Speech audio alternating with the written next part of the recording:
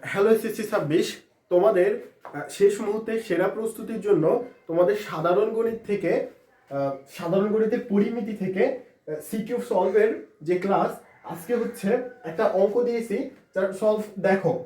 এখন ক নম্বরে আমাকে কি বলছে, ক নম্বর দেখার আগে আমি যদি উদ্দীপকটা একটু পড়ে আসি তাহলে দেখো তো কি বলছে যে একটি বৃত্তাকার ক্ষেত্রের পরিধি, একটা বৃত্তক্ষেত্র যার পরিধি হচ্ছে 220 মিটার, ওই বৃত্তাকার ক্ষেত্রে একটি বর্গাকার ক্ষেত্র অন্তর্লিখিত আছে। ওই যে বৃত্তাকার ক্ষেত্র ওর ভিতরে একটা বর্গক্ষেত্র একটা বর্গাকার ক্ষেত্র অন্তর্লিখিত আছে। বর্গাকার ক্ষেত্র ব্যতীত বাকি অংশে গাছ লাগানো হয়েছে। ব্যাস। এখন ক নম্বরে বলেছে যে বৃত্তাকার ক্ষেত্রের ব্যাসার্ধ কত। তাহলে দেখো তো আমার বৃত্তাকার ক্ষেত্রের কি দেওয়া আছে, জাস্ট একটা পরিধি দেওয়া আছে, তাহলে ওই পরিধি থেকে আমাকে ব্যাসার্ধ বের করে নিতে হবে। তাহলে দেখো তো বৃত্তাকার ক্ষেত্রের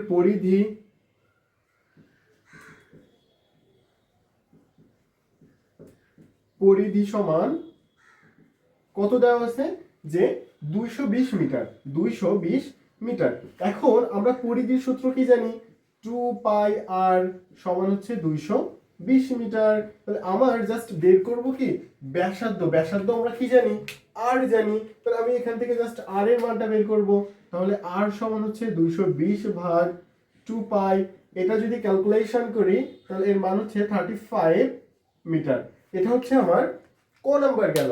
এখন খ নম্বরে কি বলেছে দেখো, যে বৃত্তাকার ক্ষেত্রে অন্তর্লিখিত যে বর্গাকার ক্ষেত্র আছে, বর্গাকার ক্ষেত্রের বাহুর দৈর্ঘ্য নির্ণয় করতে হবে। তাহলে আমি যদি একটা চিত্র দেখি যে একটা বৃত্তাকার ক্ষেত্র, এর ভিতরে একটা বর্গক্ষেত্র আছে, তোমরা ভেবে নাও যে একটা বর্গক্ষেত্র আছে, এই যে বর্গক্ষেত্র আর এটা হচ্ছে একটা বৃত্ত। এই যে বৃত্তাকার ক্ষেত্র আর এর ভিতরে যে বর্গক্ষেত্র আছে, বর্গক্ষেত্রের বাহুর দৈর্ঘ্য আমার নির্ণয় করতে হবে। আমরা কি জানি যে এই যে বৃত্তের ব্যাসার্ধ জানি, সেটা কত পেয়েছি 35 মিটার। আবার এর একটা কি জানি, পরিধি জানি। তাহলে দেখো তো এর যে ব্যাস যেটা হবে, ব্যাস আর বর্গক্ষেত্রের কর্ণ একই না। তাহলে দেখো এখানে লিখবা যে ক থেকে পাই, ক থেকে পাই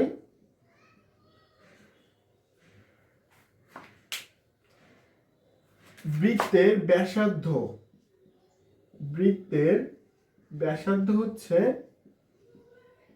আর সমান হচ্ছে 35 মিটার। তাহলে আমি জাস্ট এর ব্যাসটা বের করে নিব। ব্যাস হচ্ছে 2r সমান 35 গুণ 2 সমান হচ্ছে কত 70 মিটার। তাহলে আমি এর ব্যাস পেয়েছি, তার মানে এটা পেয়েছি 70 মিটার। আবার যদি দেখি যে এ বি এই সি ডি বর্গক্ষেত্র, কর্ণ কি, এটা একটা যেহেতু বর্গ তাহলে কর্ণ আর ব্যাস একই। তাহলে এখানে কর্ণের দৈর্ঘ্য, এটা হচ্ছে বর্গের, বর্গের কর্ণের দৈর্ঘ্য সমান হচ্ছে বৃত্তের ব্যাস। তাহলে আমরা বর্গের কর্ণের দৈর্ঘ্য সূত্র কি জানি, √2a সমান, আমরা এর ব্যাস কত পেয়েছি 70। তাহলে এখান থেকে আমি যদি এর মানটা বের করি তাহলে কত হচ্ছে √2। তাহলে দেখো তো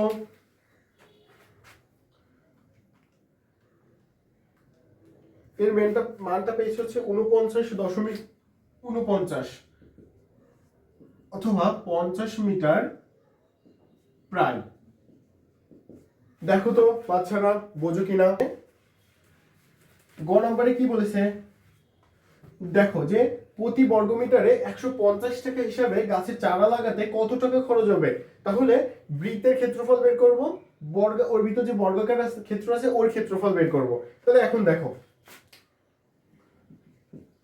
বৃত্তের ব্যাস কত পেয়েছিলাম, 2r সমান হচ্ছে 70 আর r সমান কত পেয়েছিলাম 35 মিটার। তাহলে আমি যদি বৃত্তের ক্ষেত্রফল বের করি তাহলে দেখো তো বৃত্তের ক্ষেত্রফল সমান হচ্ছে পাই আর স্কয়ার, তাহলে 3.1416 গুণ হচ্ছে 35 এর হোল স্কয়ার। তাহলে আমরা যদি এই মানটা হিসাব করি তাহলে কত হচ্ছে দেখো তো, গুণ 3.1416, এটা হচ্ছে 3848.46, 3848.46 বর্গ মিটার। এটা পেলাম আমি কি বৃত্তের ক্ষেত্রফল। এখন আমি ওই যে বর্গাকার ক্ষেত্র আছে, বর্গাকার ক্ষেত্রের বাহুর দৈর্ঘ্য কত পেয়েছিলাম বলতো? ওই যে প্রায় 50 মিটার। তাহলে এর এখন ক্ষেত্র, এর মানে এটা বাহুর দৈর্ঘ্য পেয়েছিলাম 50 মিটার। বাহুর দৈর্ঘ্য সমান হচ্ছে 50 মিটার। তাহলে আমি যদি বর্গাকার এর ক্ষেত্রফল বের করি, তাহলে সূত্র কি জানি? বাহু স্কোয়ার, তার মানে 50 এর হোল স্কোয়ার। তাহলে এখন দেখো তো, আমরা যদি 50 এর হোল স্কোয়ার করি তাহলে কত হচ্ছে? 2500।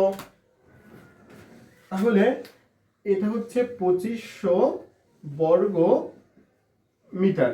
তাহলে আমার বলেছে না যে বাকি অংশ, তাহলে বাকি অংশ যদি আমি বের করি, যে এই বর্গাকার ক্ষেত্র এবং আয়তক্ষেত্রে যে বাকি অংশেই তো আমার চারা গাছ লাগানো হয়েছিল, তাহলে বাকি অংশ হচ্ছে দুইটা ক্ষেত্রফল যদি বিয়োগ করে দেয়, তাহলে আমি কি বাকি অংশ পেয়ে যাচ্ছি না? একটু খেয়াল করো তো, যদি এই পুরোটার ক্ষেত্রফল আর এই বর্গাকার ক্ষেত্রফল বাদ দেয়, তাহলে বাকি যে অংশটা আছে তার ক্ষেত্রফল পাচ্ছি। বাকি অংশের ক্ষেত্রফল হচ্ছে 3848.46 মাইনাস হচ্ছে 2500। এটা কিন্তু বর্গ মিটার। তাহলে এটা যদি আমি বিয়োগ করি তাহলে পাচ্ছি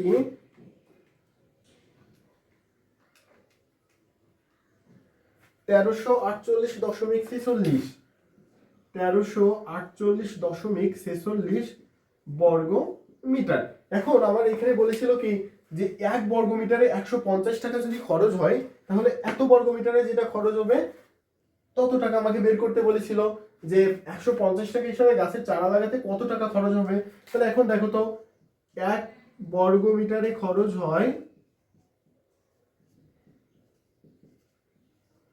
150 টাকা। তাহলে 1348.46 বর্গ মিটারে খরচ হবে কত? এর সঙ্গে এটা গুণ করতে হবে। 1348.46 গুণ হচ্ছে 150। তাহলে আমরা যদি এটা গুণ করি তাহলে পাচ্ছি হচ্ছে 20 22 69 এত টাকা। জাস্ট এটাই হচ্ছে কি আমার উত্তর।